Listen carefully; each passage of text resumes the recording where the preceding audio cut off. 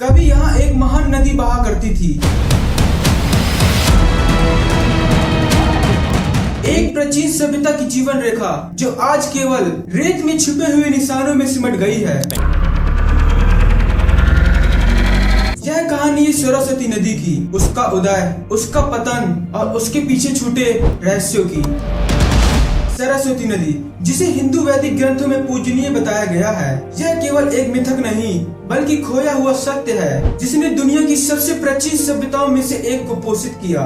लेकिन यह नदी जो मानव विकास के लिए इतना महत्वपूर्ण थी, आखिर कैसे धरती से ये गायब हो गई?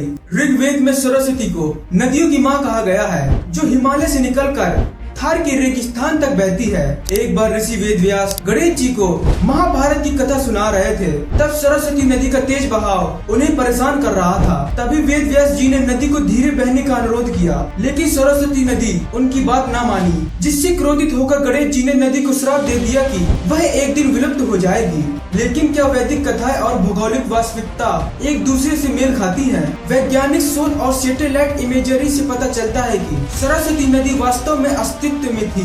माना जाता है कि यह घग्गर हकरा नदी प्रणाली की हिस्सा थी, लेकिन करीब आज से 4000 वर्ष पहले टेक्टोनिक प्लेट मूवमेंट और जलवायु परिवर्तन ने इसका प्रभाव बंद कर दिया। सरस्वती के सूखने का प्रभाव केवल भौगोलिक नहीं था, वह उस सभ्यता का भी अंत था जो इसके तट पर फली फूली थी। हड़प्पा सभ्यता के लोग जल स्रोत खत्म होने के कारण पलायन करने को मजबूर हो गए। आज भी सरस्वती नदी की तलाश जारी है। भारतीय पुरातत्व सर्वेक्षण और वैज्ञानिक इसे फिर से खोजने और इसके महत्व को समझने में जुटे हैं। क्या इस खोई हुई नदी का राज पूरी तरह खुल पाएगा? सरस्वती नदी का अंत एक चेतावनी है कि प्रकृति से छेड़छाड़ कैसे विनाश ला सकती है, लेकिन यह हमें यह भी सिखाती है कि सभ्यता चाहे जितनी ही महान क्यों न हो, वह अपने पर्यावरण पर ही निर्भर रहती है। सरस्वती नदी भले ही विलुप्त हो गई हो, लेकिन उसकी कहानी आज भी जीवित है। यह हमें याद दिलाती है कि हमारी जड़ें कितनी गहरी और रहस्यमयी है।